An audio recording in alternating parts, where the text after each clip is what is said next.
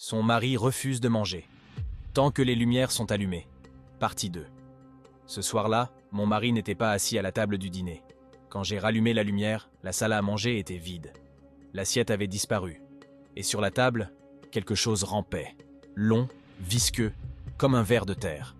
Je reculais, paniqué, prêt à fuir.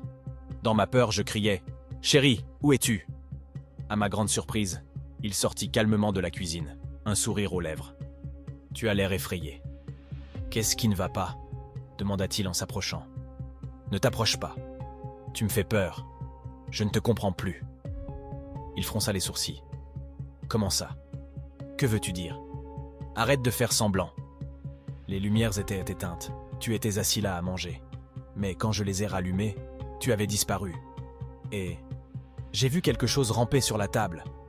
Il s'approcha, feignant la surprise. Et où est cette chose alors?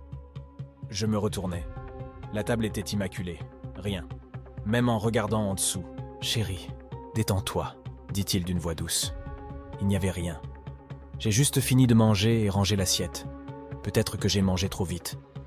Le repas était délicieux. Tu imagines des choses. Puis il me serra dans ses bras. Des larmes coulèrent sur mes joues sans que je comprenne pourquoi.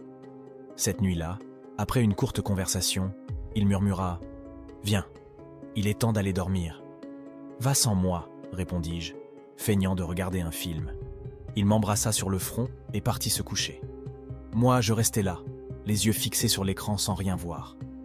Je doutais. Était-ce bien réel? Mon mari était-il encore l'homme que je croyais connaître? Devais-je fuir? Mais notre mariage n'avait même pas quelques mois. Que diraient les gens? Peut-être que ce n'était rien. Peut-être que c'était moi qui exagérais. Au matin, avant d'aller travailler, j'allais trouver son ami proche, notre voisin. Je lui confiai tout. Son visage devint livide. « C'est étrange, » dit-il. « Je connais ton mari depuis des années. Je n'arrive pas à y croire. Écoute, ce soir, quand il mange, envoie-moi un message. Je viendrai. Si c'est vrai, je te conseillerais d'en parler à ta famille. Il faudra agir vite. » Je hochai la tête, soulagé. Mais j'ignorais qu'il savait déjà et qu'il faisait partie de quelque chose d'encore plus sombre avec mon mari. Ce soir-là, je rentrai plus tôt, fatigué. À peine arrivé, j'entendis mon mari revenir en hâte.